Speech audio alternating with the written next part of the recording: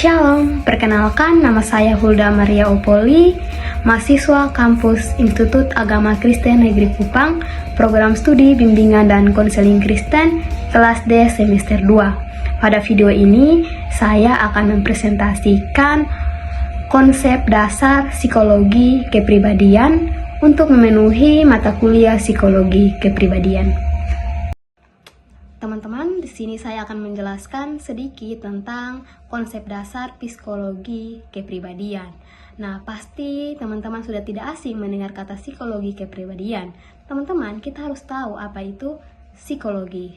Psikologi adalah ilmu yang mempelajari tentang pikiran, perilaku, perasaan, dan proses mental. Yang kedua yaitu kepribadian. Kepribadian adalah cara seseorang berpikir, merasa, dan berperilaku.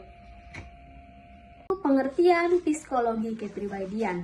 Nah, psikologi kepribadian adalah cabang ilmu psikologi yang mempelajari tentang pola-pola perilaku, pikiran, perasaan, dan karakteristik individu yang membedakan satu orang dengan orang lainnya. Nah, psikologi kepribadian ini berfokus pada bagaimana faktor-faktor biologis, lingkungan, dan pengalaman hidup membentuk dan mempengaruhi cara individu berinteraksi dengan dunia sekitarnya. Itu tujuan dari psikologi kepribadian. Nah, teman-teman, tujuan dari psikologi kepribadian yaitu untuk memahami, menjelaskan, dan memprediksi pola-pola perilaku dan karakteristik individu yang membedakan satu orang dengan orang lainnya. Berikut yaitu pembentukan kepribadian manusia. Yang pertama ada faktor genetik atau bawaan, yang kedua lingkungan keluarga, yang ketiga budaya dan lingkungan sosial, yang keempat pengalaman hidup dan trauma, yang kelima perkembangan emosional, dan yang keenam peran teman sebaya. Pertama ada faktor genetik atau bawaan.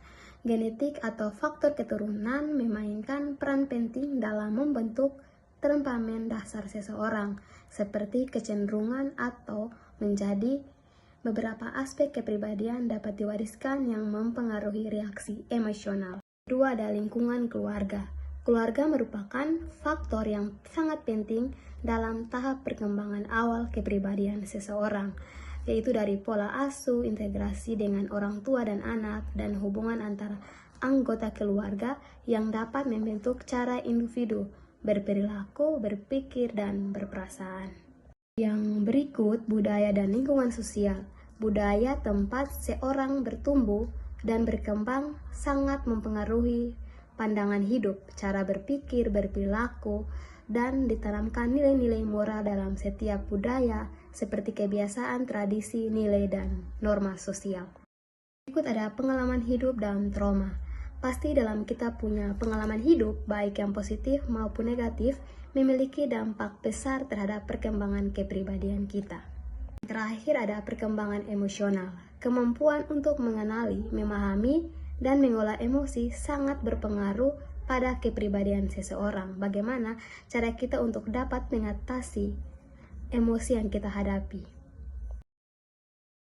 Berikut adalah penjelasan istilah-istilah terkait dengan kepribadian. Yang pertama ada kepribadian. Kepribadian adalah pola perilaku, pikiran, dan perasaan yang khas dan konsisten dalam diri seseorang. Yang kedua ada karakter. Karakter merujuk pada nilai-nilai moral dan etika yang dimiliki seseorang. Ini berkaitan dengan baik atau buruknya perilaku seseorang. Yang ketiga ada habit atau kebiasaan.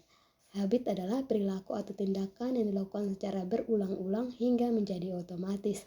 Yang keempat ada temperamen, yaitu aspek kepribadian yang bersifat bawaan atau alami, seperti cara seseorang bereaksi terhadap situasi tertentu.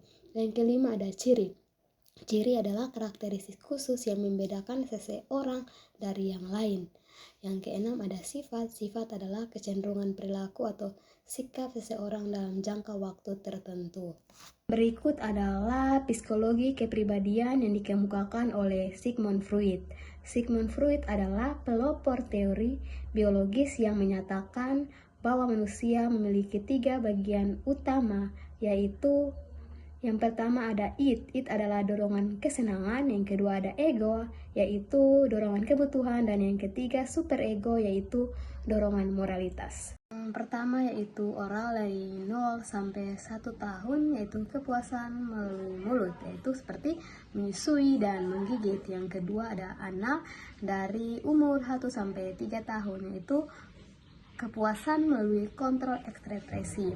Dan yang ketiga, pelis, yaitu dari umur 3 sampai 6 tahun, yaitu kesadaran terhadap perbedaan gender. Keempat ada latensi dari umur 6 sampai 12 tahun, yaitu fokus pada perkembangan sosial dan intelektual.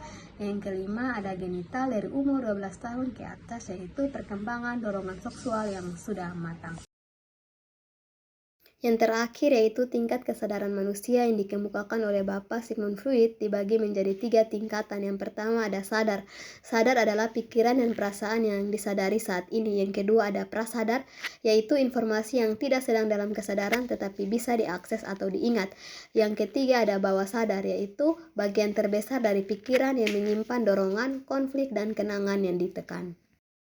Sekian dan terima kasih hasil presentasi saya tentang konsep dasar psikologi kepribadian.